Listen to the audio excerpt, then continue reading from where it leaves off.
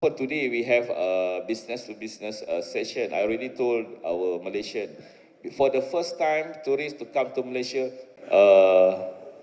very unique. And why I say very unique?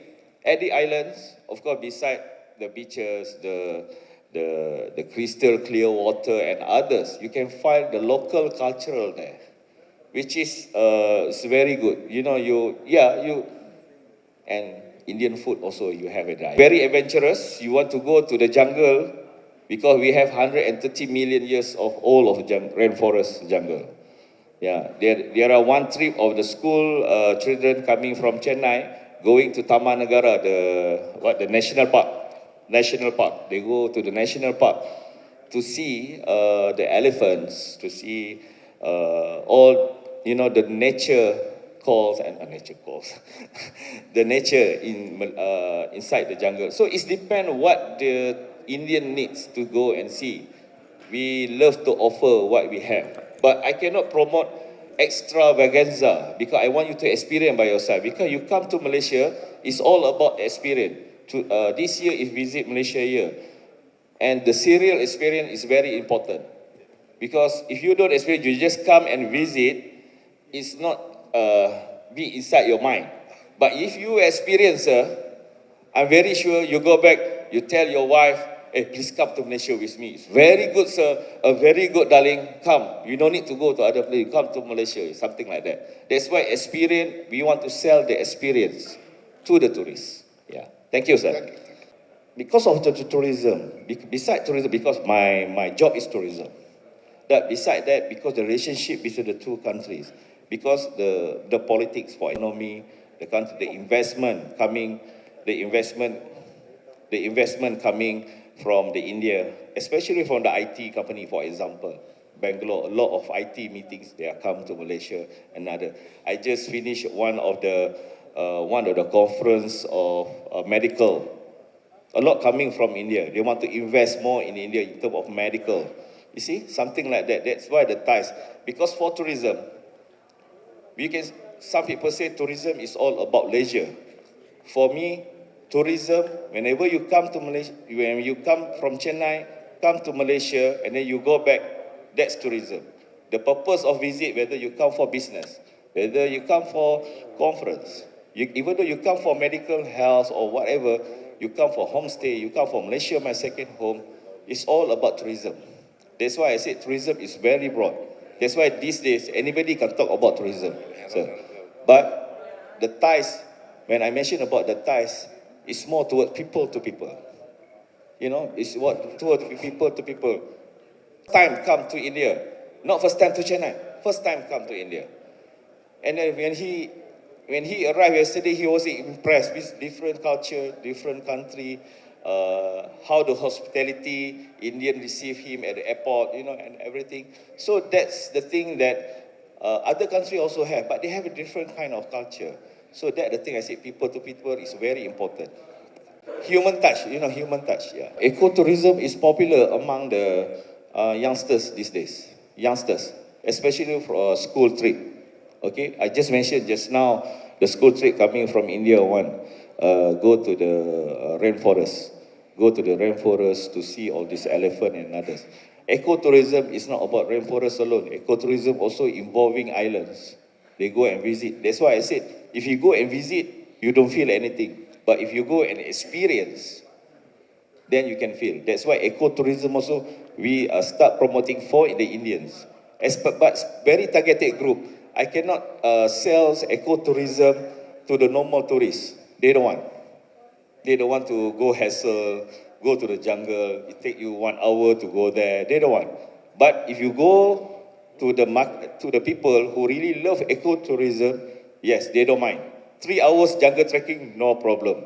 Mount Kinabalu, they want to go. Okay, so yeah, it's okay. So we have to know our target market first. Then we can sell it. Thank you, sir. I think, of course, I cannot say very detail about government and government. But the embassy will come and can talk about it. But from what I know, the Tamil Nadu government and Malaysia government very has strong relationship. Even though our Prime Minister also will visit Tamil Nadu, but I cannot announce which date lah. Our Prime Minister, Datuk Sri Anwar Ibrahim, will come and visit, but I cannot announce yet when, because we don't know yet the date. But let's see the strong relationship between Tamil Nadu and Malaysia. And not only that, most of our business partners also come and always have bilateral business things. That's why Tamil Nadu is very important for Malaysia government and vice versa. Yeah. So, hi everyone, welcome, I'm Chua. So what happened is, of course, the government of Malaysia, and we do have the MOU, Memorandum of Understanding, in terms of culture. And that is important for us because we want the tourists come and experience our culture in Malaysia. So to answer your question just now, yes, there is a Memorandum of Understanding undersigned by both countries, Malaysia and India. Good morning, good afternoon. The question is a good question, ma'am. It's a very popular, in fact, it's a very pertinent question when it comes to Indian citizens who like to visit Malaysia. So your question relating to, other than the Batik F, the tall Murugan sculpture, other than that, any other interesting places, is it? Yes. Yeah. Well, as you know, that Batik caves and the Murugan sculpture is not only popular among Indians, but the Indians citizens there have actually virally throughout the world with their social media presence, and this has made it like a world iconic photograph. You know, for everyone go to Malaysia would like to present that and go and visit and take a photo, and every country has such iconic. Like India, Taj Mahal, right? When it comes to India, Taj Mahal. If you go Turkey, there is the Blue Mosque, you know, the famous that everyone wish to be there. So every country will have that kind of thing. And in Malaysia, we have many other iconic, photogenic places or places to visit, like KLCC, no, that's the iconic thing. And then now the Merdeka Tower. 118. And then you go to Putrajaya, we have the beautiful Putra Mosque. Especially the night, with the night ambience, you know, with the background, there's a bridge there, Warisan Beach they call. And the lighting is a many Tamil pictures, and my movies has become as a movie scene for that, the Putra Mosque and the background, which have the iconic bridge, you know, with the lightings, you know, and the reflection that falls, the very beautiful picturesque moments. So there are many aspects like that that you can discover in Malaysia. Of course, if you go to that Batik Caves, for many, they will take a trip. The road will lead to Genting Island. Okay, right? It's on the way to Genting Island, that road. So many of them will stop over there for a few hours. And either on the return or to Genting Island, they will have opportunity. So there are not only that place, and if you come to temple, there are many as a part Malaysian Indian diaspora. Of course, there are many temples, popular temples. But that particular the sculpture become like a iconic image that captures people from India and throughout the world. And you can see internet. It's very popular when it comes to Malaysia. It's become like a tourism, one of the tourisms like a must visit.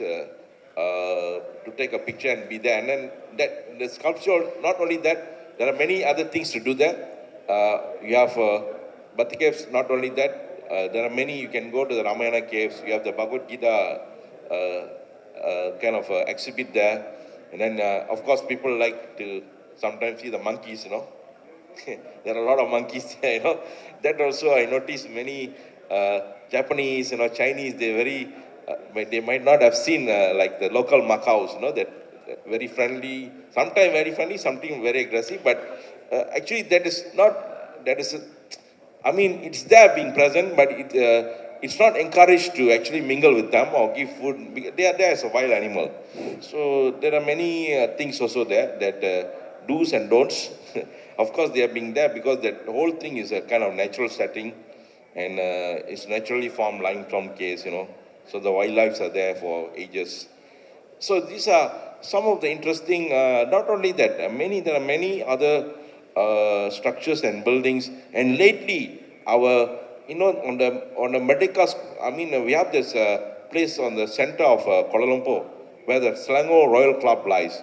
Exactly in front of the field there, that's a place Malaysia. The first flag of Malaysia was hoisted in 1957 during independence, and in front of that is this courthouse building, Sultan Abdul Samad building, and lately that building has been refurbished as heritage site and was beautifully done, and and this is one of the latest very kind of iconic photogenic place that many tourists now I notice now go, especially night. And I was told now they're going to start up kind of like a food court, you know, like a touristic food court over there with the Malaysian serving Malaysian iconic, you know, cuisines over there. So this is also very attractive. I've seen the picture. That also it's something like the railway stations over here, MGR railway station, which is iconic, and then the Raipon building.